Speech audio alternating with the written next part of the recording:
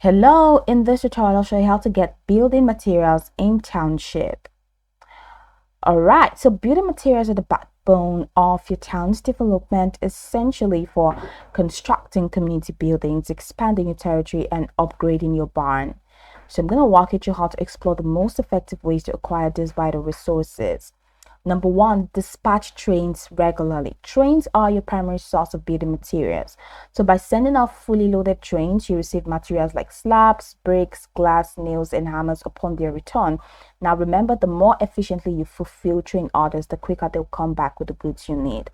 Number two, complete airplane shipment. So once you've unlocked the airport, airplane shipments become a valuable source of building materials. Each plane requires 3 sets of items. Completing all sets before the plane departs maximizes your rewards. Plan ahead and stockpile necessary goods to avoid last-minute scrambles. Visit the market daily. Your town's market occasionally offers building materials for sale. So make it a habit to check the market daily for special deals. Purchasing materials here can be a quick way to acquire specific items you're lacking. Then open the treasure chest. Treasure chests are hidden gems that can contain building materials. You can find them in the mine, in your friend's town, brought by ships on the island as rewards for sending fully loaded airplanes, and at the sea around the island once you've restored the port at level 29.